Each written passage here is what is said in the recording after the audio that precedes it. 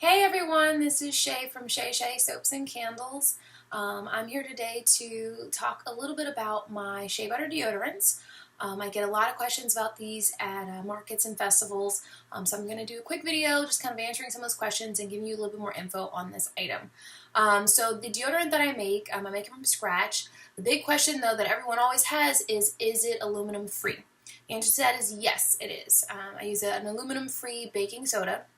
And that is really the base that does the deodorizing, and a little bit of arrowroot powder. And that's really the odor blocking ingredient there, the active ingredient, if you will.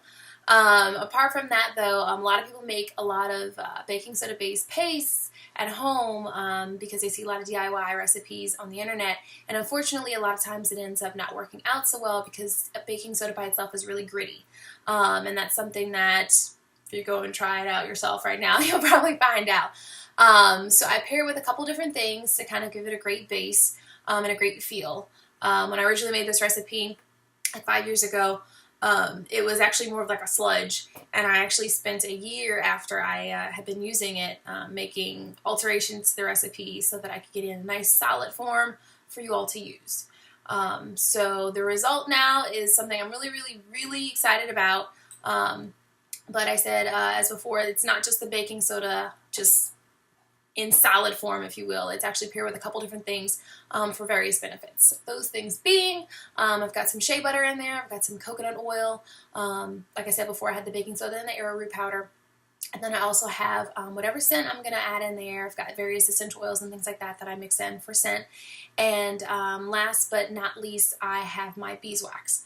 Now I do realize beeswax is not vegan friendly, so if you are a vegan, my apologies. However, I do actually keep bees, so I'm always an advocate for beeswax because if the bees have an industry, that means the bees have a life.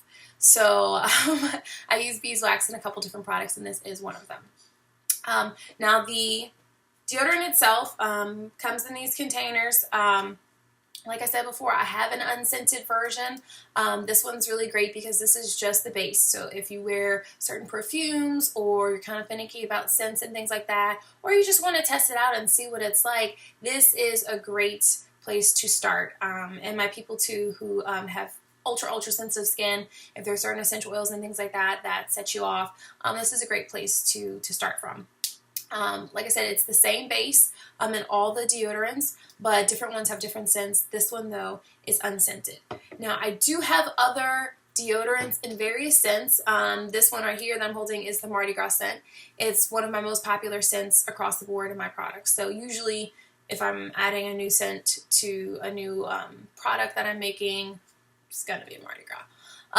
But there's several different scents. I've got Mardi Gras, lavender, there's a tea tree oil, which is really awesome, and sweet peppermint, which is surprisingly fun.